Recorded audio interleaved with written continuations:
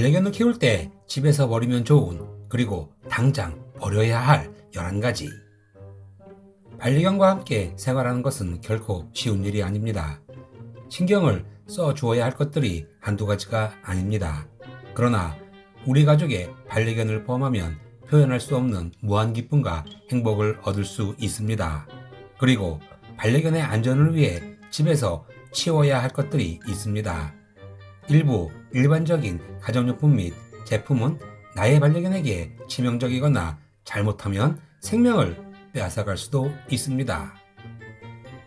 첫 번째, 좀약입니다.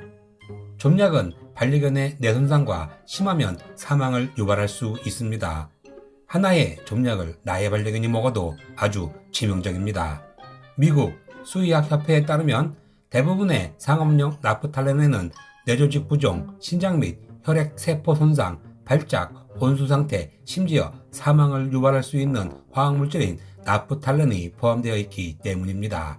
더욱이 우리가 예전에 쓰던 좀약은 발암물질이라는 사실 잊으시면 안 됩니다. 좀약 대신 천연, 삼나무 제품 등을 사용하여 옷을 냄새와 벌레로부터 안전하게 보호하고 신선한 냄새를 맡는 것을 택하셔야 합니다. 두 번째는 히터입니다.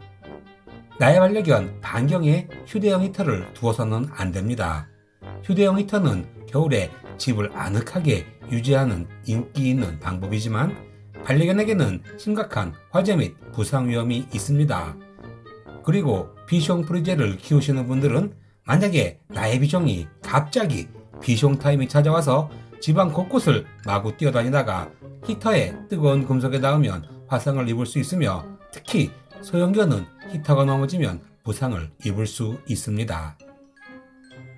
세 번째는 케이블과 전선입니다. 케이블과 전선은 항상 반려견에게 위험합니다. 특히 강아지가 이갈이를 하다가 잘못해서 케이블을 씹으면 감전사되거나 집에 화재를 일으킬 수도 있습니다. 모든 것을 갉아먹는 것을 좋아하는 나의 반려견, 절대 케이블과 전선을 입에 댈 수 없도록 해야 합니다. 집에서 모든 전자제품과 코드를 완전히 제거하는 것은 비현실적이지만 나의 반려견이 접근할 수 없는 방식으로 케이블을 감싸거나 들어올려 묶어두는 조치를 취해야 합니다.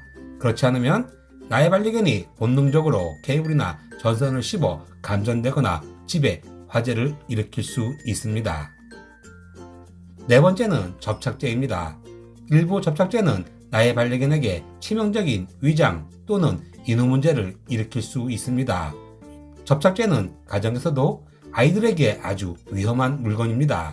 그래서 가정용 접착제에는 일반적으로 아이들을 보호하기 위한 보호장치가 있지만 우리 반려견들은 접착제 포장 자체를 바로 씹어버리기에 위험합니다.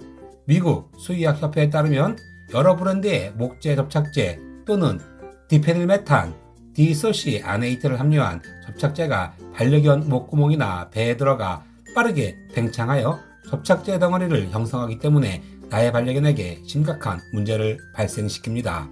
이것으로 인해 나의 반려견이 질식이나 심한 경우 사망할 수도 있습니다. 접착제 및 공예용 접착제를 집에서 치우시거나 안전하게 보관해야 합니다.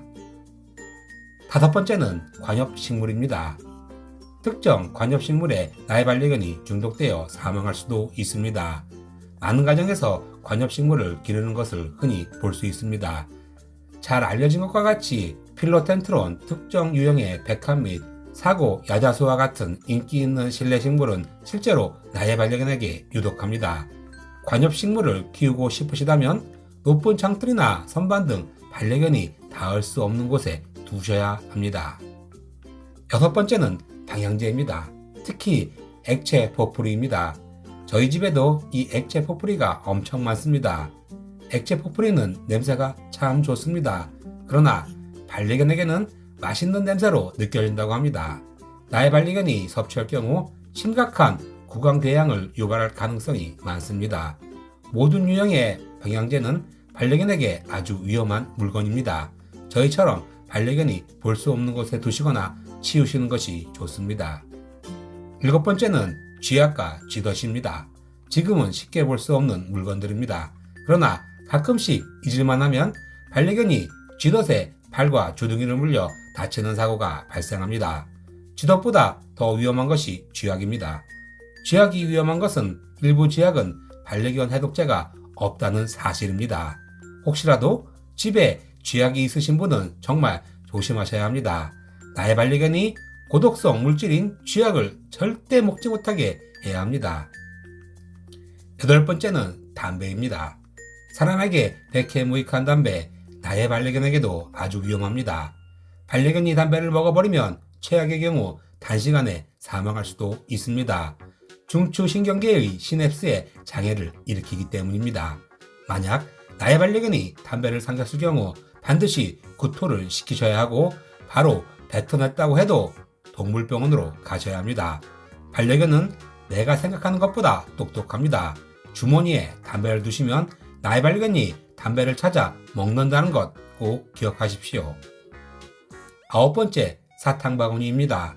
인간은 달콤한 것을 무척 좋아합니다. 좋아하는 달콤한 것들을 손이 닿는 곳에 두고 싶을 수도 있지만 나의 반려견에게는 너무나도 위험한 것들입니다.